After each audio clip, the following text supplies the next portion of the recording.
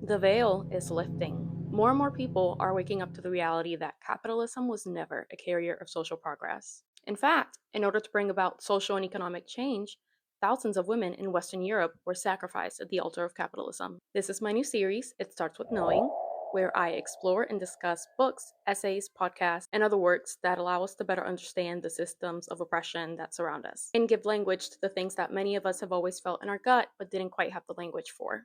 Because change is slow and difficult, but it starts with knowing.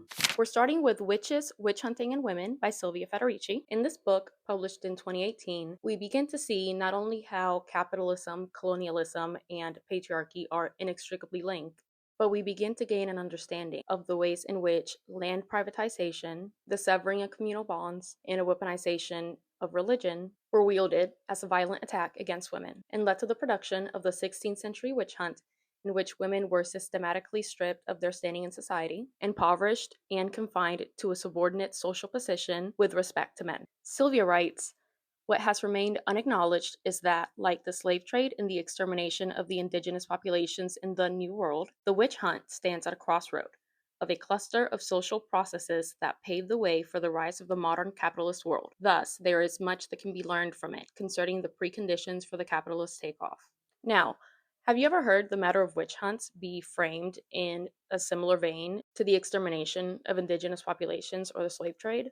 Ponder that for a little bit. It's important to remember that these so called witches were normal women, just like you and me. And like the aforementioned populations, they saw their common lands stripped away, experienced hunger by the move to cash crops, and saw their resistance persecuted as a diabolical act. In the next few episodes, I'll be flipping through the first half of the book and exploring the relationship between witch hunts and capital accumulation, the surge of patriarchal misogynist practices at the time, the demonization of women's sexuality by the church, the original meaning of the word gossip, and the various methods of torture unleashed on women at the time. I also want to explore some of the titles that Sylvia references throughout the book to allow us to engage with the text in this topic in a deeper way. For each episode, I plan to have a companion Substack post, just kind of summarizing what we talked about and providing links to those additional resources. As the series evolves, I do want to integrate a YouTube component, so I might just start posting these exact same videos as YouTube shorts, but eventually I'd like to dive in a little bit deeper and post those as just normal YouTube videos. This isn't the first time that I've broached these topics on my page, but something about actually establishing it as a series and really committing is a little nerve-wracking.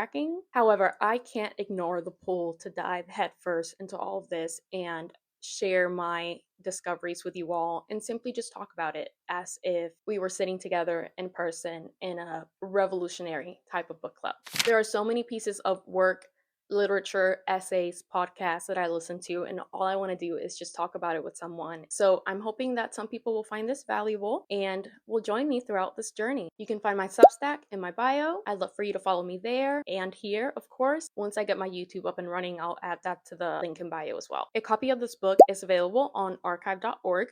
So feel free to go find it there if you'd like to follow along. That is a really great resource for everything. So stay curious and keep reading because it starts with learning.